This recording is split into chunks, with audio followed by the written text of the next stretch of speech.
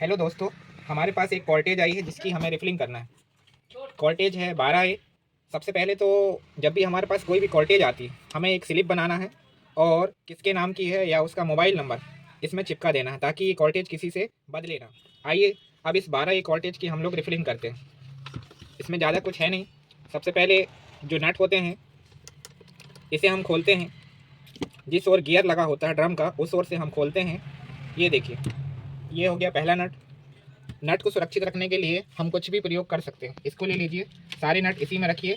कभी भी इस बात का ख्याल रखिए कि हम जो खोलते हैं, पार्ट खोलते हैं, उनको एक जगह ही रखना है। अन्यथा कभी हमारी टेबल से नट गिर जाता है तो हम ढूंढने में अपना समय व्यतीत कर देते हैं या फिर उसको ढूंढते ही रहते हैं, क्योंकि कभी कभी इसके नट छोटे होते हैं। जब हम इसको खोलते हैं तो टेबल से नीचे गिर के ऐसी जगह में पहुंच जाते हैं जहां पर हमारा हाथ नहीं पहुंच पाता और हमारे नट गुम जाते हैं। इसलिए छोटी सी सावधानी बरतें। सबसे पहले जो भी व्यक्ति कॉर्टेज लेके आ रहा है उसका नाम एक पर्ची में लिखें और पर्ची को इसमें चिपका दें ताकि ये कॉर्टेज किसी से बदले ना। क्योंकि जो कस्टमर होता है जरूरी नहीं कि तुरंत आए, कभी कॉर्टेज लेने अगले दिन आता है, कभी 10 दिन बाद आता है ना। तो इसलिए कॉर्टेज की जब हम रिफिलिंग करते हैं तो हमें बहुत सावधानी बरतना पड़ता है। जो पेपर हम इसके ऊपर लपेटेंगे उस पर भी उस किस डेट पे आई है, कहाँ से आई है, किसके नाम से है और हमने इसके अंदर क्या पार्ट बदला है, वो सब लिखा जाना चाहिए। आइए अब आगे बढ़ते हैं।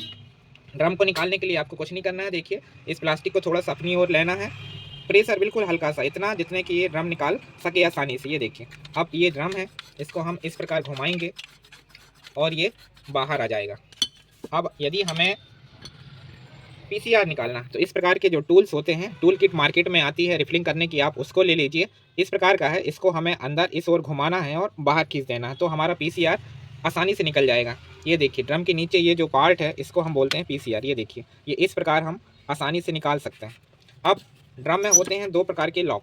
ये देखिए, मैं इसे फोल्ड करता हूँ। यहाँ पर हमें एक लॉक दिखाई दे रहा है, इसके अपोजिट साइड में भी देखिए, यहाँ पर भी हमें एक लॉक दिखाई दे रहा है। सबसे पहले हम क्या करेंगे, जब इन दोनों लॉकों को निकाल लेंगे तो ये दो भागों में बट जाएगा। अब देखिए, लॉक निकालने के लिए ये जो हमारी प्लेट है जिसे हम वाइपर बोलते हैं, हमें ये देखिए यहाँ पर फोकस करें। एक नट हमारा यहाँ पर है, दूसरा जो हमारा नट है वो यहाँ पर है। फोकस करें, ये देखिए बढ़िया फोकस हो गया, यहाँ भी हो गया। अब लॉक निकालने के लिए हमें कुछ नहीं करना है।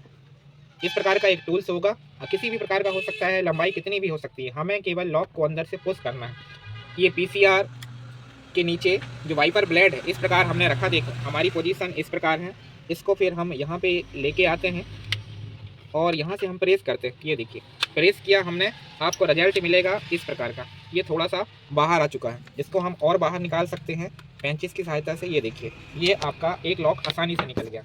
अब इसके बाद ये जो टूल्स है इसे हमें अपोजिट साइड पे लगाना है। लगाएंगे लेकिन हम वहीं पर जहाँ पर हमारी वाइपर है। ये देखिए, वाइपर की जो पट्टी है, एल आकार की वाइपर की पट्टी है, इसको हमें इस प्रकार लगाना है और इस प्रकार से भी पुश करना है। ये देखिए, सिर्फ आपको हल्का सा पुश करना है और ये जो लॉक है ये भी निकल चुका है, इसे हमें बाहर की ओर खींच लेना। ये देखिए, सबसे अच्छा काम, दोनों लॉक प्लस नट एक साथ हैं। अब जब हम इसे इस प्रकार खोलते हैं तो ये दो भागों में बट जाती है, हमारा टूल्स आसानी से निकल जाता है। अब ये जो रबर निकली हुई है, ये देखिए, ये रबर भी आपकी स्मूथ है। अब देखिए, स्प्रिंग, जो स्प्रिंग ऊपर लगी हुई थी वो स्प्रिंग ये है, देखिए इसको भी आप यहाँ रख लीजिए ताकि ये घूमे ना। इसके बाद ये जो फ्लैपर स्प्रिंग है, आप इसको भी निकाल सकते हैं आसानी से। इसको भी यहाँ रख दीजिए ताकि सारी चीज़ें एक साथ रहे। अब हम इसे बाहर कर सकते हैं। सबसे पहला काम आपको क्या करना है, ये जो वाइपर ब्लेड लगी हुई है इसके नीचे हमारा डस्टबिन। डस्टबिन आप जानते ही हैं, घर का जो कचरा इकट्ठा करते हैं उसी प्रकार ये बचे हुए पाउडर को इकट्ठा करता है, इसीलिए इस सेक्शन को डस्टबिन बोलते हैं। अब इसके दोनों नट जो हैं उसको खोलते हैं। ये देखिए, इसका एक नट यहाँ पर हमने खोल लिया। नट को नट के साथ रख दें क्योंकि कभी भी किसी भी प्रकार की घटना हो सकती है। अगर हम इसे एक टेबल में ही खोलें या किसी चीज़ के ऊपर या किसी डब्बे के अंदर तो हमारे जो स्क्रू हैं, नट हैं, स्प्रिंग हैं या पार्ट हैं वो ख़राब नहीं होते, वो सब हमें एक साथ मिल जाते हैं। क्योंकि कभी कभी एक छोटे से नट से आदमी फंस जाता है। अब देखिए, इसको हमें ऊपर उठाना है तो सबसे पहले हम क्या काम करेंगे, वाइपर ब्लेड को ऊपर उठाते हैं। ये देखिए, ये है डस्टबिन। इस डस्टबिन को हम यहाँ पर खाली कर लेते हैं। इसके लिए हमने एक अलग से बॉक्स रखा है।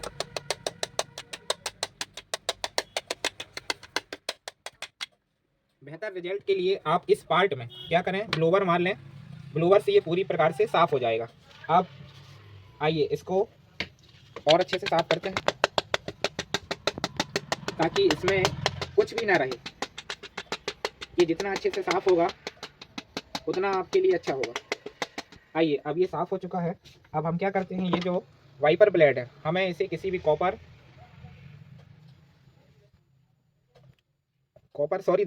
यूज नहीं करना है। हमें कोई भी जो कॉटन क्लॉथ है वो यूज करना है, क्योंकि जो सूती कपड़ा होता है वो इससे बहुत अच्छे से पहुँचता है। ये देखिए अब ये साफ़ हो चुकी है। अब हमें ये फिर से लगा देना। आप अगर आपके पास ब्लोवर है तो आप यहाँ पर ब्लोवर मार सकते हैं। अब इसके जो दो नट हैं हम इसको वापस कस देते हैं। आपका डस्टबिन साफ़ हो चुका है। आपका डस्टबिन ये देखिए, इसमें इतना पाउडर था। अब देखिए ये जो नट है हम जहाँ की तहाँ लगा देते हैं। लीजिए, ये लग गया आपका पहला नट और ये आपका हो गया दूसरा नट। रिफिलिंग में जो सबसे अहम बात होती है वो होती है सफाई। आप इसके पार्टों को जितना अच्छे से सफाई करेंगे और जितना अच्छा आपका कॉर्टेज सफाई से रिफिलिंग होगा उतना अच्छे चलने के इसके चांसेस रहेंगे। ये देखिए ये जो फ्लैपर है हम इसको इस प्रकार बाहर भी निकाल सकते हैं। लगाने के लिए आपको इस प्रकार लगा सकते हैं। इस तरफ ये फंस गया, इस तरफ भी ये फंस गया।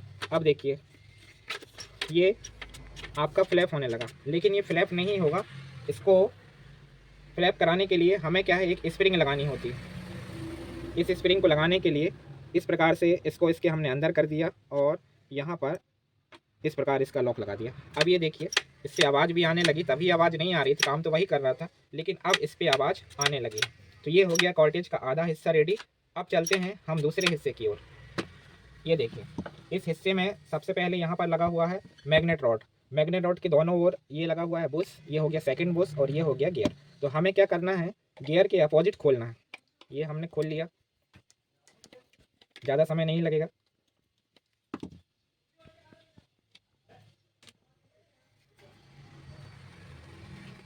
ये हमने खोल लिया। ये देखिए ये खुल गया, ये खुल गया। अब इसमें आपको एक विशेष बात याद रखनी है, गियर प्लस बुश इनको भी साथ में हमने रख लिए। ये है। अब इसका जो पाउडर है हम इसको अलग कर देते हैं। इसीलिए दोस्तों, क्योंकि पाउडर कई कंपनियों के आते हैं, कभी कभी जिस कंपनी का पाउडर डाला है या कॉल्टेज कभी हमसे पहले किसी और ने रिफिलिंग की है तो हमें ये तो नहीं पता कि उसने कौन सा पाउडर डाला है। इसीलिए हमें जब पाउडर डालना है तो हम पूरा डालते हैं, पार्ट को पूरी तरीके से साफ़ कर लेते हैं।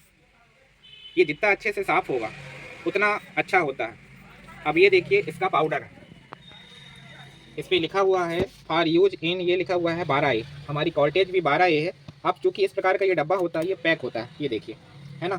अब जब ये डब्बा कई दिनों तक हमारी दुकान में रखा होता है तो पाउडर जम जाता है। सबसे पहले जब भी हम रिफिलिंग करते हैं इस डब्बे को 5 मिनट हिलाना चाहिए। जैसे ही हम इसको हिलाते जाते हैं तो ये पाउडर जो है ऊपर तक आ जाता है और तेल के माफिक गिरता है। ऐसा लगता है जैसे पाउडर नहीं तेल गिर रहा है।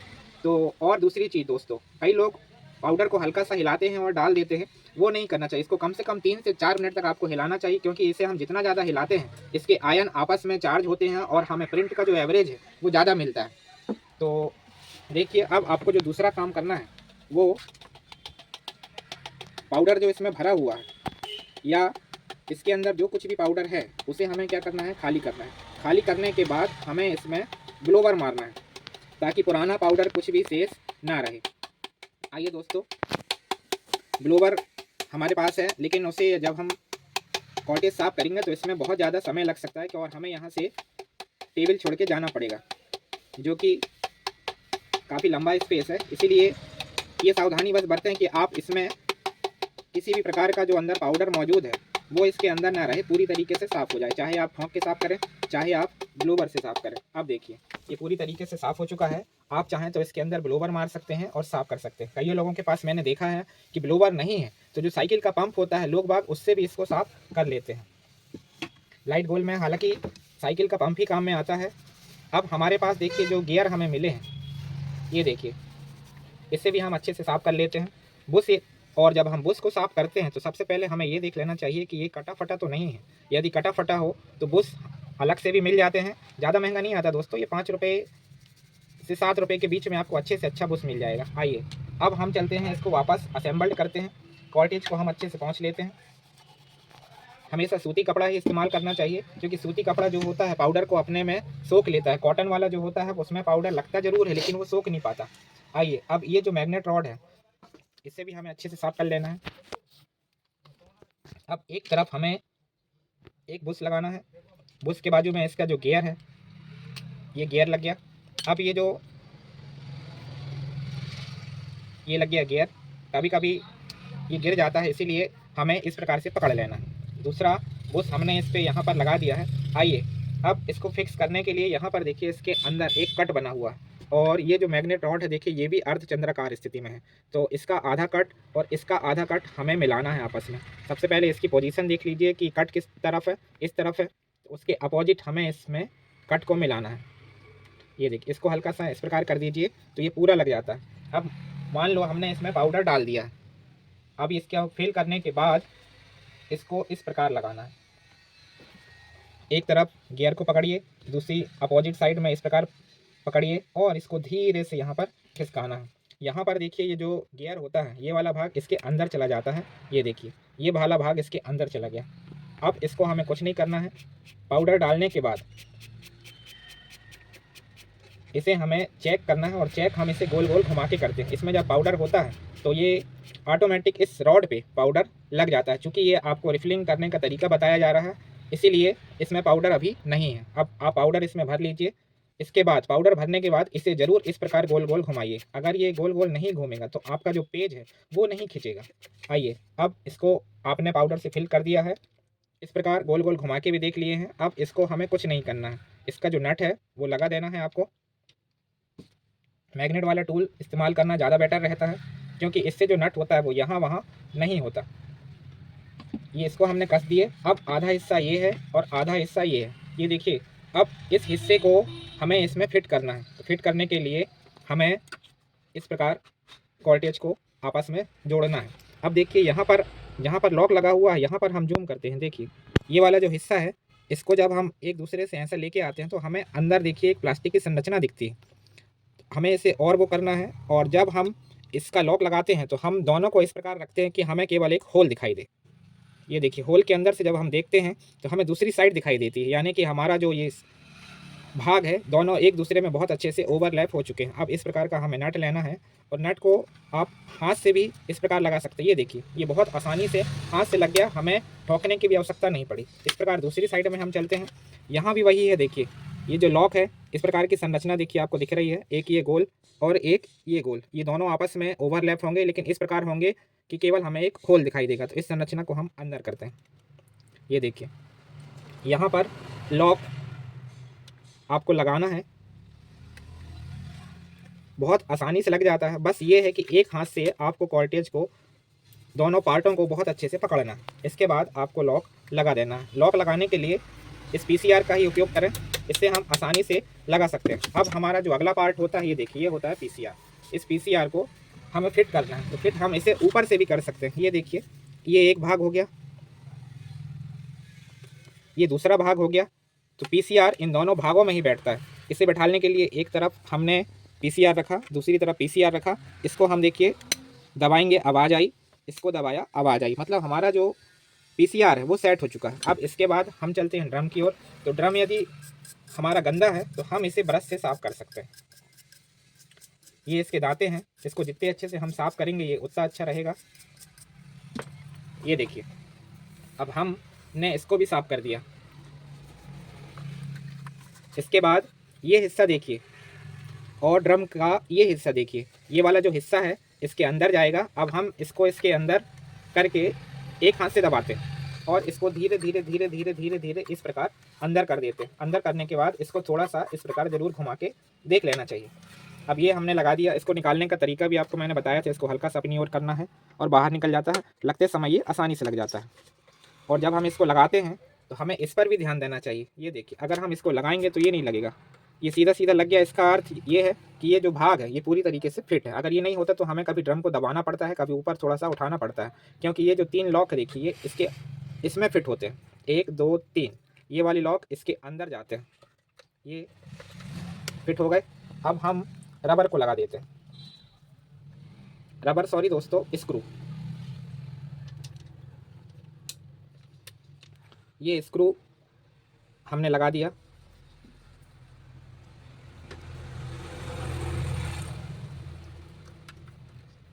अब आखिर में बचती है स्प्रिंग। ये देखिए स्प्रिंग कहाँ पर है, यहाँ पर। स्प्रिंग लगाने के लिए ये जो ड्रम है, ड्रम का यहाँ पर देखिए ड्रम से लगा हुआ एक हिस्सा होता है जो हल्का सा उठा होता है। यहाँ पर हमें स्प्रिंग को इस प्रकार लगा देना है और हाथ से दबा देना है। हाथ से दबाने के कारण ये जो रिफिलिंग है या स्प्रिंग है ये बाहर नहीं निकल पाती।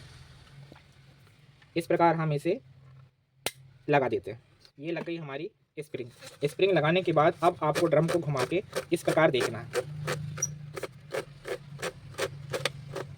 अगर इस प्रकार ये मूवमेंट हो रहा है, ड्रम हमारा बाकायदा चल रहा है, तो इसका अर्थ ये है कि हमारा पेज नहीं फंसेगा। ये हो गई आपकी 12A कॉर्टेज की रिफिलिंग। अब इसे हमें लगा के प्रिंटर में टेस्ट कर लेना है। दोस्तों कभी भी एक छोटी बात याद रखिएगा, कभी भी जब हम रिफिलिंग करते हैं तो रिफिलिंग करने के पहले एक प्रिंटर से एक टेक्स्ट पेज जरूर निकाल लें। टेक्स्ट पेज जब निकल जाता है तो कभी उसमें लाइनिंग आती है, कभी उसमें दाने दाने आते हैं, कभी बीच से आधा अधूरा प्रिंट आता है, तो हमें ये पता चल जाता है कि हमें इसका कौन सा पार्ट बदलना है। क्योंकि ये जो कॉर्टेज है ये केवल पाउडर अकेले से नहीं चलती, इसमें बहुत सारे पार्ट होते हैं। देखिए ड्रम है, ड्रम के नीचे पीसीआर होता है, पीसीआर के नीचे भी और भी सामान होते हैं, जैसे डॉक्टर ब्लेड है, वाइपर ब्लेड है, फ्लैपर स्प्रिंग है, बुश है, मैग्नेट रॉड है, बहुत सारे पार्ट होते हैं। इसीलिए कभी भी आप रिफिलिंग करते हैं तो एक छोटी सी बात याद रखिए कि इसको सबसे पहले रिफिलिंग करने के पहले एक प्रिंट आउट मार लीजिए। अब जैसे मैंने एक प्रिंट आउट लिया था कॉर्टेज रिफिल करने के पहले, ये देखिए ये प्रिंट आउट है, मतलब इतना साफ प्रिंट आउट। ये बता रहा है कि इसमें केवल हमें पाउडर डालना है और ये पाउडर डालने से आ जाएगा। इसीलिए एक बहुत छोटी सी बात है, सबसे पहले एक प्रिंट आउट ले लें, उसके बाद जहाँ कहीं भी आप रिफिलिंग करते हैं, जिस भी स्थान में करते हैं, रिफिलिंग करते रहिए और जब रिफिलिंग हो जाती है उसके बाद एक प्रिंट आउट और लेके देखिए। इससे आपको सारी गड़बड़ पता चल जाती है कि हमने काम सही किया है या गलत किया है। इस प्रकार आपको छोटी छोटी बातों का ध्यान रखना है। एक पर्ची चिपका लेंगे, हो सकता है कस्टमर कई दिन बाद ले जाए, तो इससे क्या होता है कॉर्टेज बदलती नहीं है, उसमें डेट लिखी रहती है, कस्टमर का नाम रहता है, मोबाइल नंबर रहती है। तो हम क्या करते हैं कस्टमर को ही देते हैं, जिसकी कॉर्टेज है हम उसी को देते हैं, ये बदलती नहीं। तो ये था 12A कॉर्टेज रिफिलिंग कैसे करें। अगर वीडियो अच्छा लगता है और हमारा चैनल यशस्या टेक्नोलॉजी आपको अच्छा लगा हो तो लाइक और सब्सक्राइब अवश्य करें। थैंक्स।